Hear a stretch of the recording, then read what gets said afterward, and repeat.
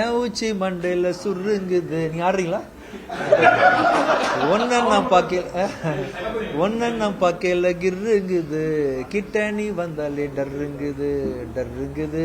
100 சாமிகள் இருந்தாலும் அம்மா உன்னை போல் ஆகிடுமா, கோடி கோடியாய் கொடுத்தாலும் நீ தந்த அன்பு கிடைத்திடுமா, ரத்தத்தை நான் தந்தாலுமே உன் தியாகத்துக்கு ஈடாகுமா, நான் பட்ட கடன் தீர்ப்பேன் என்றால் ஓர் ஜென்மம் போதாதம்மா, நடமாடும் கோயில் நீதானே.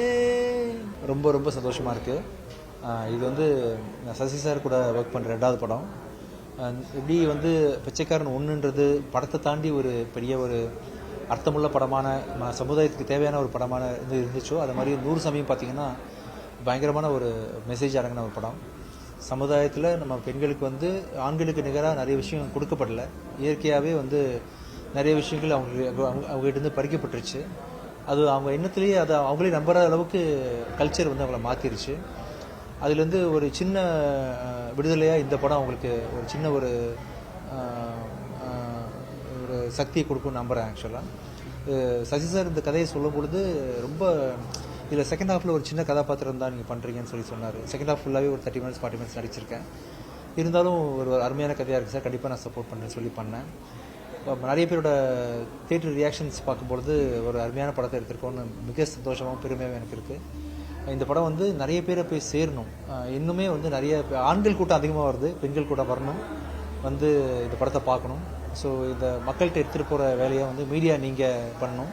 படத்தோட ரிலீஸ்க்கு முன்னாடி இந்த விஷயத்தை சொல்லியிருந்தேன்னா உங்களுக்கு புரிஞ்சிருக்காது. இப்போ மீடியா பீப்புளாக நீங்கள் இந்த படத்தை பார்த்துருப்பீங்க. இது சமுதாயத்துக்கு எவ்வளோ முக்கியமான கண்டென்ட் உங்களுக்கு தெரியுன்றதுனால இந்த மக்கள்கிட்ட போய் சேர்க்குற வேலையை நீங்கள் பார்க்கணும். ஆஸ் அ சிங்கிள் பர்சன் வந்து என்னால் நிறைய ஊர்களுக்கு போய் அந்த படத்தை ப்ரொமோட் பண்ண முடியல. ஹீரோயின் வந்து ஒரு முக்கியமான வேலையாக லண்டன் போயிருக்காங்கன்றதுனால அவங்களால வர முடியல. இந்த படத்தில் கண்டிப்பாக அவங்களுக்கு வந்து பெரிய நேஷ்னல் அவார்டு காத்துட்ருக்கு. நீங்கள் இந்த படத்தை ப்ரொமோட் பண்ணுறது மூலமாக உங்கள் அக்காவுக்கு, உங்கள் அம்மாவுக்கு, உங்கள் பெரியம்மாவுக்கு, சித்திக்கெல்லாம் பண்ணுற ஒரு நல்லதாக நினச்சிக்கங்க. பெண்கள் எல்லாரும் இந்த படத்தை வந்து பார்த்து சப்போர்ட் பண்ணுங்க.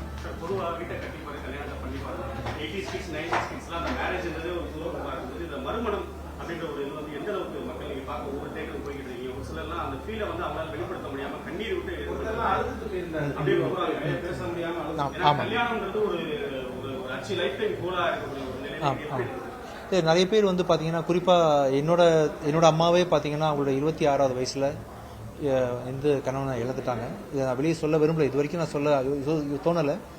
பட் வந்து சின்ன வயசுலேயும் அதோட அவங்க என்னென்ன கஷ்டங்கள் அனுபவிச்சாங்கன்ற விஷயத்த நான் புரிஞ்சிக்கல. கஷ்டப்பட்டோன்னு தெரியும், அம்மா மனசுக்குள்ளே எவ்வளோ வேதனை இருந்திருக்குன்ற விஷயத்த அந்த டைமில் என்னால் புரிஞ்சிக்க முடியல. காலேஜ் முடித்தேன், கல்யாணம் ஆச்சு. இந்த அம்மா கஷ்டப்படுவாங்க நிறைய இன்டர்வியூவில் சொல்லுவேனே தவிர எவ்வளோ வேதனை அனுபவிச்சாங்கன்ற இந்த கதை மூலமாக தான் நானே தெரிஞ்சுக்கிட்டேன். எங்கள் அம்மாவுக்கு என்ன நடந்திருக்கு லைஃப்லன்ற விஷயம். நிறைய ஜென்ஸுக்கும் சொசைட்டிக்கும் வந்து ஒரு பெண்கள் கோத்ரூ பண்ணக்கூடிய விஷயம், தன் கணவனை எழுந்த பிறகு அப்படின்ற விஷயம் தெரியாது. ஈஸியாக வந்து ஒரு ஆண் பார்த்துட்டிங்கன்னா, சின்ன குழந்தைய வளர்த்துட்ருக்கேன், அவனுக்கு ஒரு அம்மா இல்லாமல் வளர்க்க முடியலன்னு ஒரு ஈஸியான ஒரு வார்த்தையை சொல்லிட்டு தப்பிச்சிருவாங்க. ஆனால் பெண்கள் வந்து குழந்தை உள்ள பெண்கள் வந்து இன்னொரு மறுமணம் பண்ணுறதுன்றது அவ்வளோ சுலபமாக சாத்தியம் கிடையாது. ஒரு 100 பேர் ஒரு பெண்களில் ஒரு கணவனை இழந்த பெண்களுக்கு மேபி ஒரு 4 பேர் கல்யாணம் நடக்கலாம். 95% வந்து கஷ்டப்படுறாங்க லைஃப்பில். அதை வந்து இன்னொரு மேரேஜ் பண்ணணும்னு கேட்குறதே கில்ட்டியாக நினைக்கிறாங்க. அது என்னமோ குற்றமாவா கில்ட்டியாவோ ஃபீல் பண்ணுறதுனால நிறைய பெண்கள் வந்து இந்த மாதிரி விஷயத்தில் வந்து தவிக்கிறாங்க. அப்படின்றத தவிக்க வேண்டிய அவசியம் இல்லை. துணைன்றது வந்து தப்பு கிடையாது அப்படின்றத வந்து வலியுறுத்துகிற படமாக தான் இந்த படத்தை நான் பார்க்குறேன். கன்ஃபார்ம்டாக வந்து நல்ல ஒரு ரிசப்ஷன் நான் எதிர்பார்த்துட்ருக்கேன். அது லேடிஸை தாண்டி ஜென்ஸ் வந்துட்டு இருக்காங்க தியேட்டருக்கு, அவங்க கண்கலங்கி பேசுனாங்க. இந்த படத்துக்கு வந்து ஒரு பெண் எழுதிட்டு போயிருந்தா நான் பரவாயில்ல, அன்றைக்கி நீங்கள் சொன்னீங்களே ஒரு வீடியோவில் பார்த்தேன்னு சொல்லி, ஒரு ஆண் எழுதிட்டு போகிறான்றதுனால ஆண்கள் சப்போர்ட் நிறைய வந்துருச்சு. பெண்கள் நிறைய பேர் படத்துக்கு வரணும், இந்த படத்தை பார்க்கணும். நீங்கள் வந்து ஆண்களாக பெண்களை கூட்டிகிட்டு வரணுன்றது என்னோட ஆசை.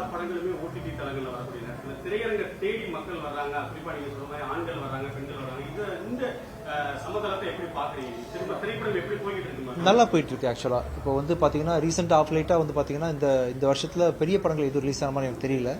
சின்ன படங்கள் நிறைய படம் ஓடி இருக்குன்றதுனால மக்கள் வந்து கண்டென்ட் கொடுங்க, நாங்கள் காத்துட்ருக்கோம், பார்க்குறோன்னு தான் சொல்கிறாங்க.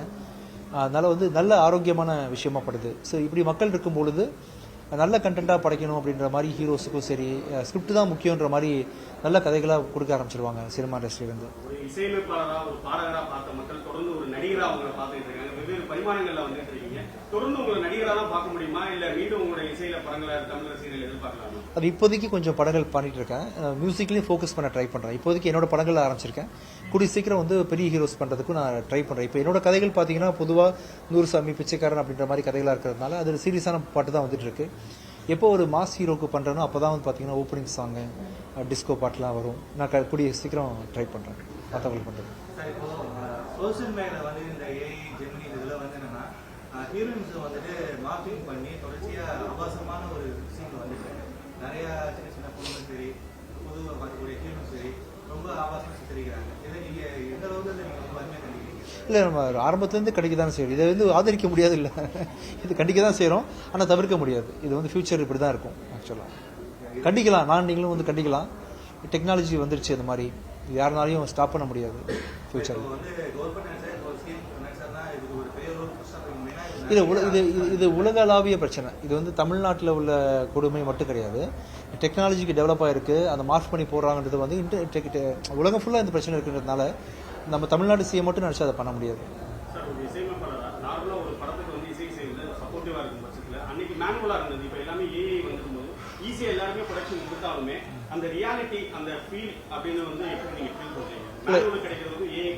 ஏஐ வந்து கிட்டத்தட்ட 30 வருஷம் ஆச்சு. எப்போ ரோஜாவோட மியூசிக் நீங்க கேட்டீங்களோ, இன்ஃபேக்ட் புன்னகை மன்னன்லேருந்தே அது ஏஐ அந்த கம்ப்யூட்டரைஸ்ட் மியூசிக்னு வரதான் செஞ்சிருச்சு. அதோட அடுத்த லெவல் தான் நீங்க பாக்குறீங்க. கம்ப்யூட்டர் மியூசிக்கோ ஏஐயோட மியூசிக்கோ நீங்க கேட்கறது வந்து புதுசு கிடையாது.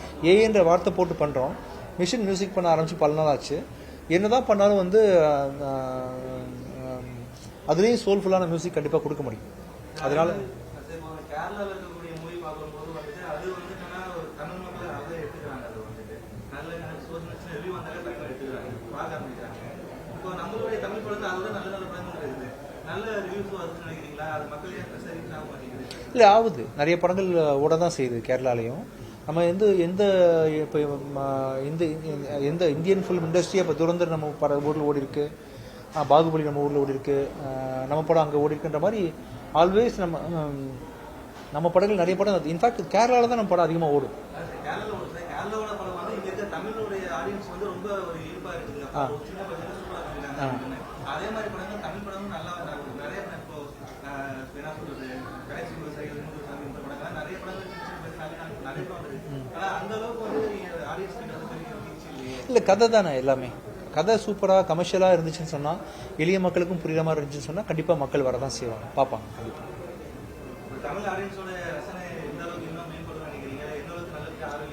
இல்லை, ஆரோக்கியமா இருக்கு. இப்போ அவங்களுக்கு என்ன வேணுமோ அதை கொடுங்க, அதுதான் உங்களுக்கு ஆடியன்ஸ் வந்து. இன்ஃபேக்ட் தமிழ், தெலுங்கு, மலையாளம் எல்லாத்தையோட ஒரு பயனியர் இண்டஸ்ட்ரின்றது தமிழ் இண்டஸ்ட்ரி தான். இங்கிருந்து தான் எல்லாம் பிரிஞ்சு போனாங்கன்றதால தமிழர்கள் ரசனை வந்து எப்பவுமே சூப்பரா. இன்னைக்கு இல்லை, நம்ம அன்னைக்கே வந்து 3ஆம் பிறை, உதிரி பூக்கள், அந்த மாதிரி நல்ல நல்ல படங்கள் எடுத்த கம்யூனிட்டி தான் நம்ம. ஒவ்வொரு படங்கள்லயும் ஏதாவது ஒரு மறக்க முடியாத தருணம், அந்த ஷூட்டிங் ஸ்பாட் ஆகட்டும், டைரக்டர் நமக்காக அந்த டைலாக் டெலிவரி, அவங்களுடைய அனுபவங்கள், அதாவது சுகமான அனுபவங்கள் சொல்லுங்க. இல்ல மறக்க முடியாத தருணம். இல்ல, முதல்ல விவசாயம் நடிச்சேன் இல்லையா நூறுசாமியில, அதுல கரும்பு பிடிச்ச அனுபவமே தனி. நம்மலாம் பொங்கல் டைம்ல வந்து கரும்பு வரும்போது வளவலன்னு இருக்கும், அழகா சாப்பிட்டுருவோம். ரா கரும்பை நீங்க பிடிச்சி பார்க்கணும் கையில, ஒவ்வொரு மக்களும் பிடிச்சி பார்க்கணும். செதிலா இருக்கும், குத்தும் கையில. ஆக்சுவலா பிடிக்க முடியாது கரும்பு பிடிச்சி அந்த மக்களோட கையெல்லாம் காய்ச்சி போயிருக்கும். அது முள் குத்துனா கூட அவங்களுக்கு வலி தெரியாதுன்ற அளவுக்கு, பெண்ணா இருந்தாலும் சரி ஆணா இருந்தாலும் சரி காய்ச்சி போயிருக்கும். அவங்கள்ட்ட கேட்பேன், வலிக்கலையான்னு கேட்பேன். பழகிச்சு சார் அப்படின்வாங்க. எனக்கு அப்படியே ரொம்ப கனமா இருந்துச்சு அது கேட்கும் பொழுது. அந்த அந்த அந்த ஏழ்மை பழகிருச்சு அவங்களுக்கு. அதை தான் பார்க்க முடிஞ்சுது. அண்டு நான் நினச்சேன், சரி ஃபியூச்சரில் வந்து மிஷின் வந்து இந்த கரும்பெல்லாம் வெட்டிடாதா, இந்த கை குத்தி இந்த கையெல்லாம் காய்ச்சி போச்சு அப்படின்னு தான் நினச்சேன். அந்த அவங்க கூட நான் கரும்பு வெட்ட சொல்லி கொடுத்தது, எப்படி வெட்டினாங்க அப்படின்னு தான். அது நம்ம சினிமாவில் கரும்பு காடு பார்த்துருக்கேன் எப்படி இருக்குன்னு சொல்லிட்டு. நிறைய கரும்பு காட்டுக்குள்ளே வந்து நிறைய பிரச்சனைகள், கொலைகள், கற்பழிப்புகள்லாம் கூட நடந்திருக்கு. கரும்பு காடு எப்படி இருக்குன்னு உள்ளே போய் பார்க்கும்போது உண்மையிலே பயங்கர டென்ஸாக இருக்குது. உள்ளே போயிட்டா அவ்வளோதான் அப்படின்ற அளவுக்கு இருக்குது. அதுவும் அவ்வளோ முள்குத்தலோடு இருக்குன்றதுனால சரி, அந்த வாழ்க்கை எனக்கு ஒரு பக்கம் பிடிச்சிருக்கவும் செய்யுது. எளிமையாக வந்து சிம்பிளாக கிராமத்தில் வாழ்கிற ஒரு வெள்ளந்தி வாழ்க்கையை பிடிச்சிருக்கவும் செய்யுது. அதே சமயத்தில் இந்த அவங்க கையை பிடிச்சி வெட்டினாங்கன்ற விஷயத்தெல்லாம் பார்த்தேன் இல்லையா, அது அவங்க என்ன சம்பளம்னு கேட்டேன். அவங்க வாங்குற கூலி கேட்கும்போது ரொம்ப ரொம்ப கம்மியாக இருக்குது. அதெல்லாம் அதை வச்சுட்டு எப்படி ஒருத்தங்க வாழ முடியுது அப்படின்னு யோசிக்கும் போது கொஞ்சம் கஷ்டமாக இருக்குது. ஆனால் கிராம வாழ்க்கையில் அதான் சாத்தியம்தான். கடைசியில் கிராமத்தில் வாழ்ந்தாலும் நகரத்தில் வந்தாலும் மனசில் ஒரு சந்தோஷம் இருக்குன்றதான் முக்கியம். அப்படின்றதுனால அவங்கக்கிட்ட ஒரு இன்னசென்ஸ் இருக்குது, அவங்க அதுலேயும் பழகி வாழ்கிறாங்க. குழுமமாக சேர்ந்துருக்குறாங்க. மறக்க முடியாத இருந்துச்சு. இப்போ இருக்கிற இதில் வந்து சிஎம்ஆ விஜய் சார் இருக்காரு. இப்போ அவருடைய ஆட்சி இந்த ஒரு நாள் எப்படி இருக்குன்னு பார்க்குறீங்க? சட்ட ஒழுங்கு பிரச்சனை இல்லை, நல்லா தான் போயிட்டுருக்கு. உலகத்தில் நீங்கள் அமெரிக்கா தானே பெரிய வல்லரசு இல்லையா? அங்கேயுமே வந்து பொதுமக்களால் நிறைய பிரச்சனை தான் வரதான் செய்யும். சட்டம் ஒழுங்கு எந்த இடத்துல எந்த ஊர் வந்து நம்ம வந்து கணேஷ்கரின் பொற்காலம்னு சொல்ல முடியும்? எப்போவுமே எல்லா நாடுகள்லையுமே ஒரு பிரச்சனை ஒரு மனுஷனால இருந்துகிட்டே இருக்கும். ஒரு கொலை நடக்கும், ஒரு பிரச்சனை இருக்க தான் செய்யும். அது வந்து உலகம் ஃபுல்லாக காமன் தான். ஒரு பாசிட்டிவான ஒரு ஸ்ட்ரக்சர் வந்து உடனே உருவாக்கிட முடியாது. மேபி தண்டனைகளை அதிகப்படுத்தினா வாய்ப்புகள் இருக்குது. துபாய் மாதிரி, சிங்கப்பூர் மாதிரி தண்டனை ரொம்ப ரெஸ்ட்ரிக்ட் பண்ணிங்கன்னா ஐ திங்க் போக போக நிறைய கேமராஸ் வச்சுட்ருக்குறாங்க நிறைய இடங்களில். டெக்னாலஜி எவால்வ் ஆகிட்டு இருக்கு. ஈஸியாக ஒரு நடந்தால் கூட சிக்னலில் யார் கிராஸ் பண்ணி போயிருக்கா, அந்த டைமில் எந்த வண்டி நம்பர் பிளேட் என்ன, ஜிபிஎஸ் எங்கேருந்து யூஸ் பண்ணியிருக்காங்கன்ற மாதிரி வச்சு ஈஸியாக ஓரளவு குற்றங்கள் குறைக்க வாய்ப்புகள் இருக்குது ஃபியூச்சரில். அதுக்கு டெக்னாலஜி கண்டிப்பாக பயன்படும் ஃபியூச்சரில். எல்லாருமே பொதுமக்களாக இருக்கட்டும், மாணவர்கள் இருக்கட்டும், அவங்களுக்கு ஒரு விழிப்புணர்வு பண்ணணும் அப்படின்னு ஒரு ஆல்பம் வச்சிருப்பாங்க. நிறைய பேர் லைவ் ஷோஸ் பண்ணுறாங்க. நீங்கள் அந்த மாதிரி அடுத்த படம் எடுத்துகிட்டு இருக்கேன். அதான் நூறுசாமின்றது ஒரு விழிப்புணர்வு படம் தானே. அந்த படத்தை பார்க்கும்போது தோராயமாக தமிழ்நாட்டில் ஒரு ஒரு ஒரு 5% பேர் மக்களை பார்த்தா கூட அந்த 5% பேருக்கும் வந்து நூறுசாமின்றது பெரிய விழிப்புணர்வு தான். 2.5 மணி நேரம் வந்து உங்கள் தாய் எப்படி ஃபீல் பண்ணுறாங்க, உங்கள் தங்கச்சி எப்படி ஃபீல் பண்ணுவாங்க ஃப்யூச்சரில், உங்கள் பெரியம்மா யார், சித்தி யார், பெண்களோட சமுதாயம் என்ன மாதிரி வந்து இன்னைக்கு சமுதாயத்தை எதிர்கொண்டு போயிட்டு இருக்காங்கன்றத ஒரு 2.5 மணி நேரமாக ஒரு பெரிய விழிப்புணர்வு படமாக அதே சமயத்தில் கமர்ஷியலாகவும் எடுத்திருக்கோன்றதுனால இப்போதைக்கு என்னோட தொழில் சார்ந்து தான் அதை பண்ண முடியுது. அதில் வந்து முடிஞ்ச வரைக்கும் ஒரு எத்திக்கலி ஸ்ட்ராங்கான படத்தை எடுத்துகிட்டு இருக்கேன். அதில் நீங்கள் சொன்ன மாதிரி வந்து நூறுசாமி வந்து விழிப்புணர்வு படமாக எடுத்துக்கலாம். சார், இப்போ வந்து நீட் எக்ஸாமில் வந்து கிட்டத்தட்ட ஒரு 12 ஸ்டூடெண்ட்ஸ் இறந்துருக்காங்க. இப்போ ரீசெண்ட் வார்த்தை இறந்து போயிருக்காங்க ஸ்டூடெண்ட்ஸ் வந்துட்டு. அந்த ஸ்டூடெண்ட்ஸோட இழப்பு அப்படின்ற ஒரு விஷயம் வந்து இந்த பேரண்ட்ஸ் வந்து ஒரு பெயினான ஒரு விஷயம். நீட் எக்ஸாம் பற்றி உங்களுடைய கருத்து என்ன? இல்லை வந்து அந்த பரீட்சையில் தோத்த உடனே வாழ்க்கையிலே தோத்த மாதிரி நினச்சிக்கிறாங்க இல்லையா? அது அந்த அந்த மாதிரி மனப்போக்குவத்தை வந்து பசங்கக்கிட்ட வந்து பேரண்ட்ஸ் கொடுக்காதீங்க. எல்லாருமே படிங்கன்னு சொல்லிட்டு பரீட்சையில் மார்க் கம்மியானா ஃபெயில்னு அவங்கள வந்து குற்றவாளிகள் ஆக்கிக்கிட்டு வாழ்க்கையில் தோந்தவங்களா நீங்கள் சித்தரிப்படுத்துறதுனாலையும் சித்தரிக்கிறதுனாலையும் நீங்கள் அவங்க மனசில் வந்து படிப்பு தான் இல்லைன்ற ஒரு தப்பான ஒரு விஷயத்தை புகுத்துறதுனால தான். படிப்புன்றது படிப்பு, அறிவுன்றது வேற. படிப்பு வேற, அறிவு வேற. படிப்பு வச்சு நீங்கள் விஜய் ஆண்டனியை பார்த்தீங்கன்னா விஜய் ஆண்டனி 0. அறிவுன்னு நான் சொல்ல வரல. அதுக்குன்னு நீங்கள் வந்து எப்போ வேணாலும் எது வச்சு வாழ்க்கைக்கு சாப்பிட்றதுக்கும் பொருள் சேர்க்கறதுக்கும் எது பயன்படுதோ அதுதான் உங்களுக்கு அறிவு. இப்போது நீங்கள் வந்து கரும்பு காட்டுக்குள்ளே நீங்கள் என்ன கற்றுக்கணும்னு சொன்னால் கரும்பு வெட்டுறது தான் கற்றுக்கணும். அதுதான் உங்களுக்கு கூலி கொடுக்குதுன்றதுனால உங்களுக்கு சமுதாயத்தில் நீங்கள் வாழ்கிறதுக்கு தேவையான விஷயத்த நீங்கள் வந்து அதுதான் அறிவுன்னு நினச்சிக்கங்க. ஒருவேளை நீட்டில் தோந்தாலோ இல்லை ப்ளஸ் 2ல் தோந்தாலோ இல்லைனா காலேஜில் தோந்தாலோ நீங்கள் வந்து தோல்வியை எடுத்துக்காதீங்க. அந்த சப்ஜெக்ட் உங்களுக்கு வரலன்னு புரிஞ்சுக்கணும். ஸோ வாழ்க்கையில் வாழ தகுதியான விஷயம் வந்து அந்த சூழ்நிலைக்கேற்ற வாழ பழகிறது தான். அப்படின்றதால இந்த படிப்புன்னு இல்லை, நீட்டுன்னு இல்லை, எந்த டிகிரிலையும் ஃபெயில் ஆகிறவங்களும் வந்து தோல்வின்னு நினச்சி தற்கொலை பண்ணுறதெல்லாம் வந்து நான் அவங்கள பார்த்து வேணான்னு அன்பாக கேட்டுக்கிறேன். சினிமாவாக இருக்கட்டும், அரசியலாக இருக்கட்டும், மதுரை சார்ந்து இருக்கக்கூடிய படங்கள், மதுரை சார்ந்து இருக்கக்கூடிய களம் தான் இருக்குது.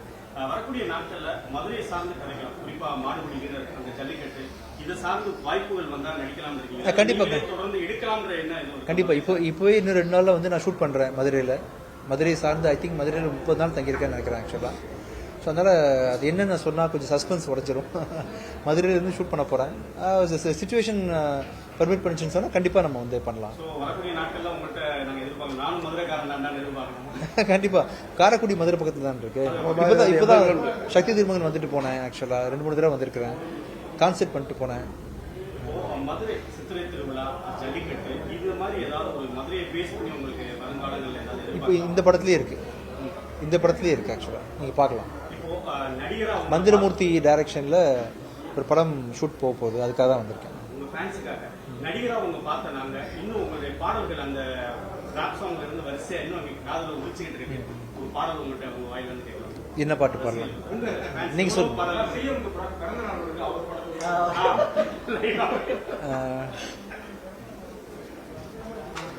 அது சரி, ஓகே. ஏன் உச்சி மண்டையில் சுருங்குது. நீங்க ஆடுறீங்களா? ஒன்னு நான் பார்க்கல கிருங்குது, கிட்ட நீ வந்தாலே டர்ருங்குது. அதை விட இப்ப நூறுசாமி ப்ரொமோஷனுக்கு வந்ததுனால அந்த பாட்டு பாடிக்கிட்டோம். நூறுசாமி பார்க்கணும், அதுக்காக தான் பாடுறேன். ஓகேவா? 100 சாமிகள் இருந்தாலும் அம்மா உன்னை போல் ஆகிடுமா, கோடி கோடியாய் கொடுத்தாலும் நீ தந்த அன்பு கிடைத்திடுமா, ரத்தத்தை நான் தந்தாலுமே உன் தியாகத்துக்கு ஈடாகுமா? நான் பட்ட கடன் தீர்ப்பேன் என்றால் ஓர் ஜென்மம் போதாதம்மா. நடமாடும் கோயில் நீதானே.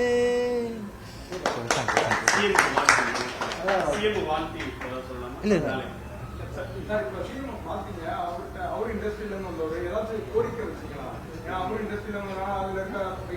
இல்லை ஆக்சுவலாக எனக்கு வந்து ரொம்ப க்ளோஸ் அசோசியேஷன் அவர் கூட நட்பின் ரீதியாக தான் பார்க்க போனேன்.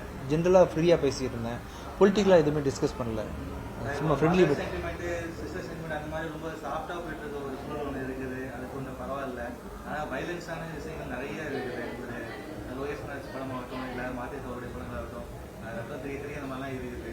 ஸோ இதெல்லாம் வந்து ஃபியூச்சரில் இருக்கிற பசங்களுக்கு உண்டான ஒரு எந்த அளவுக்கு ஒரு பாதிப்பை கொடுத்து நினைக்கிறீங்க? ஏன்னா இது வந்து அது தேவைதானா? அந்த மாதிரி ஒரு வைலன்ஸ் தேவைதானா அப்படின்னு இல்லை படன்றதை படமாக பார்த்துட்டிங்கன்னா பெட்டர். ஆக்சுவலாக வயலன்ஸு ரொம்ப நாளாக எம்ஜிஆர் சார்லேருந்து வந்து கையில் கத்தி வச்சு சண்டை போட்டிருக்காரு. அப்போ நீங்கள் சிலம்பு சுத்தரன்னு அழகாக சொல்லிட்டீங்க. அப்புறம் வந்து வால் சண்டை போட்டிருக்காரு. நிறைய நடந்திருக்கு இல்லையா? மன்னராட்சி கால பழைய படங்கள்லேருந்து நிறைய போயிட்டு தான் இருக்குன்றதுனால நீங்கள் வந்து வயலன்ஸ் இப்போ இருக்குன்னு நினைக்க வேணாம். அதை இருக்கிறத வந்து படம் போட்டு காட்டுறாங்க. அதவே வந்து செல்லிங் பாயிண்ட்டாக யூஸ் பண்ணி பண்ணுறதை வேணால் தவிர்க்கலாம், கொஞ்சம் குறைச்சிக்கலாம். அப்புறம் நீங்கள் விஷ் கேட்டிங்க இல்லையா? வாழ்த்திடுறேன். ஸோ இப்போ வந்து ஒரு மாதம் பதவி எடுத்து நிறைய புது புது முயற்சிகளை மேற்கொண்டிருக்கக்கூடிய இந்த அரசும் விஜய் சாருக்கு வாழ்த்துக்கள் தெரிவிச்சுக்கிறேன். தேங்க்யூ. பிச்சைக்காரன் 3 வரப்போகுது. கொடியில் ஒருவன் 2 வருமானு தெரியல. ஆக்சுவலாக சொல்கிறேன், கொடியில் ஒருவன் 2 தான் இப்போ நடந்துட்டு இருக்கு. ஆக்சுவலாக ஆட்சி வருமானு தெரியல. நான் ட்ரை பண்ணுறேன் கண்டிப்பாக. எல்லாருமே அந்த மதுரைக்காரனாண்டா மதுரை அப்படின்றது ஒரு ப்ரௌடா ஃபீல் பண்ணுறாங்க. ஃபேன்ஸுக்காக மதுரை பேஸ் பண்ணி ஒரு படம் எடுக்கப்படுது. மதுரை மக்கள் எப்படி பார்க்கணும்னு நினைக்கிறீங்க? மதுரையிலே இருந்து நான் ஷூட் பண்ணக்கூடிய ஒரு படம் ஒன்று ஷூட்டிங் போகுது கூடிய சீக்கிரம். நம்ம அயோத்தி டைரக்டர் மந்திரமூர்த்தியோட படம். அயோத்தியும் கூட எனக்கு தெரிஞ்சு மதுரையிலாம் ஷூட் பண்ணியிருக்காரு. அப்படின்றதுனால இந்த படம் வந்து ஒரு முக்கியமான படம் தமிழ் சினிமாவில் இருக்கும்னு நான் நம்புகிறேன். அண்ட் இந்த படத்தோட அதான் உங்களுக்காக இருக்க படம் தான், உங்கள் ஊரில் தங்குற படம் தான்றதால இந்த படத்தை நீங்கள் பெருமையாக சொல்லிக்கலாம், எங்கள் ஊரில் பண்ணுறாங்கன்னு சொல்லிட்டு.